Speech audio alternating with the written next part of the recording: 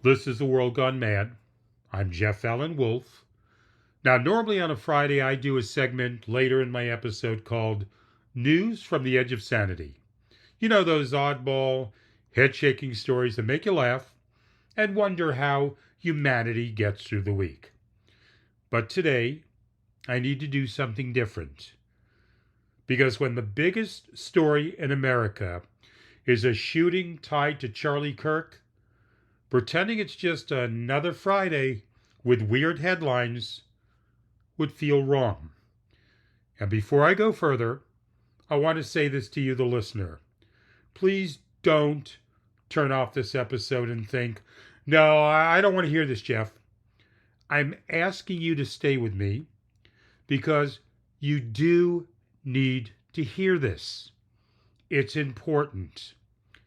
And I'll explain if you give me the chance by doing me the courtesy of listening. We can't ignore something like this. We can't hide and stick our heads in the sand. We need to be aware of something monumental that's taking place in our country. So I'm asking for your indulgence, and I'm asking you to hear me out. Now, I promise you this, I'm not here to drown you in speculation or drag you into every rumor flying around online. You've already heard plenty of that. But we are going to talk about this straight for what it is, a moment that cuts deep, sparks debate, and says something about where we are as a country. And yes, I owe you an apology. This episode won't have the usual crazy edge of sanity stories. No alligators in swimming pools. No UFO sightings. No mayor caught with a raccoon sidekick. That'll be back. But today, the edge of sanity is right here in the headlines, and it's not funny. So let's take a few minutes together. Let's break this down honestly. What happened? Why it matters, and why this is not just about Charlie Kirk, but about the atmosphere we've built, where violence is creeping closer to politics, closer to daily life, closer to us. Okay, here we go. Again, my apologies to you, the Wolfpack listener. I'm not lightening the load this time.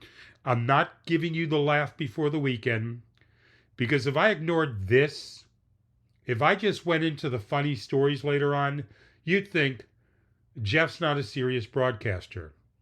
He's a bullshit podcaster who can't handle the real stuff.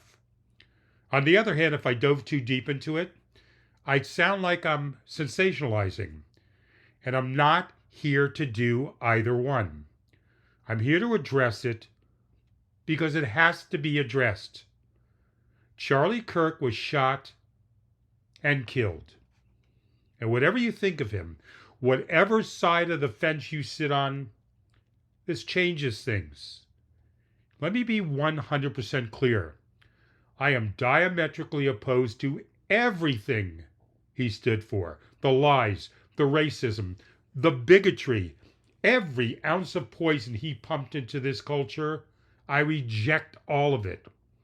He represented the exact opposite of what I stand for on this show and what I stand for in my life. He and I could not be further apart. And yet, as much as I stand against everything he said, I will say this again and again tonight. Murder is not the answer. Murdering someone is not the recourse. Assassination is not a choice you make to undo words you hate. Now, I found out yesterday that Kirk lived right here near us in Arizona. That makes this even closer to home. And as I've been watching the reactions online, I've seen some Democrats online actually celebrating and playing the song Celebrate by Kool and the Gang, dancing in videos as if a man's death is a party. That's grotesque. That's not who we should be. And at the same time, politicians are already turning Kirk into a martyr. The White House, Kash Patel, leaders everywhere raising him up in death as something more than he was in life. And whether you loved Kirk or hated him, that rush to martyrdom reframes him in history instantly. And that has consequences too. They say they've got the suspect. We'll see how they frame that. Was this just a lone wolf, or will it be spun into something bigger? We know how quickly narratives get built before the facts are even clear. And of course, the conspiracy theories are already exploding. Some people are saying this was staged, a red flag operation. Republicans talking out their own, or taking out their own rather, to have an excuse to declare martial law, to shut down the midterms. And look, I'm not here to drag us into the weeds of conspiracy, but I can't ignore that those voices are already out there. And once again, it all adds to the madness. Here's the brutal question some are asking. Is it good that Kirk's voice is gone? Let's not kid ourselves. Kirk was pouring gasoline on every fire of hate. He was toxic. He was venomous. He was dangerous. But let me stop right there. Because even if you hated everything about him, murder is not a recourse. Murder is not the answer. You cannot kill your way out of ideas. You cannot assassinate your way into a better country. No matter who the target is, left, right, or in between. Political violence poisons all of us. It doesn't just silence one voice, it tears at the fabric of democracy itself. And yes, I saw the video. It's graphic, it's violent, and it stays with you. Kirk was answering a question about gun violence, of all things. A student asking him about shootings. And seconds later, Kirk was shot. Kirk was killed. The irony is chilling, and the image sears into your brain. And by the way, while all eyes have been on Charlie Kirk, there was another shooting in Denver. Some of you know about it, some don't. Do any of you know this? How sad is that? That these things are happening so often that they're now slipping under the radar? It shows how desensitized we've become. How we're now competing with tragedy, not responding to it. So here we are, in a world gone mad. Instead of laughing at raccoons in convenience stores or UFOs in New Mexico, we're looking directly at the edge of sanity in the headlines themselves. Look, Wolfpack listeners, I'm sorry I can't lighten the mood this time. But it would be irresponsible for me to not cover this story with you. And if you take nothing else from me this episode, take this. Murder is not the answer. Because here's the truth.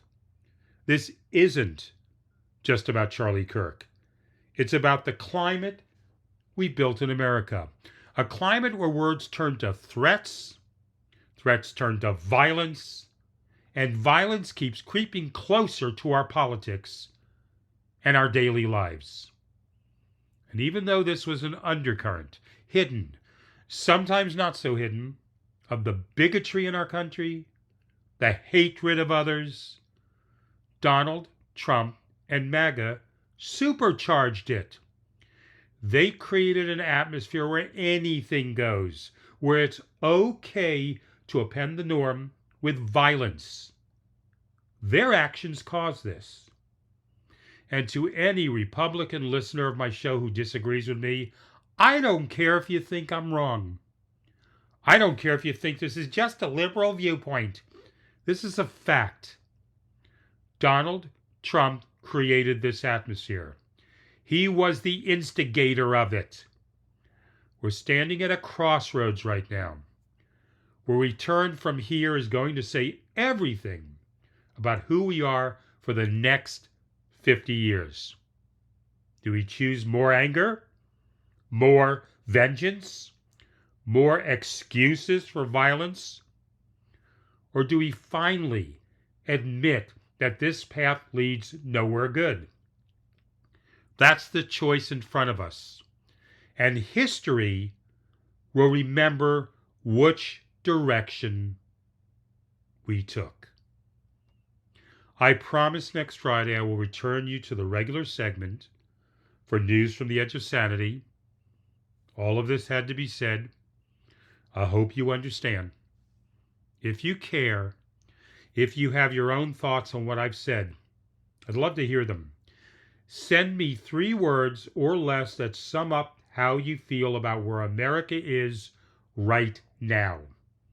Email me anytime, wolfpacktalks@gmail.com, WOLFPACKTALKS@gmail, or call my 24/7 voicemail line, 833-399-9653. It's toll free.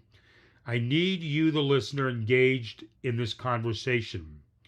I need a dialogue between us. Apathy is not an option. This has been A World Gone Mad. I'm Jeff Allen Wolf. I'll be back Monday because someone has to say the shit that no one else will. And apparently, that job's mine. Until then, Wolfpack listeners, stay skeptical, stay focused, and most of all, please stay hopeful.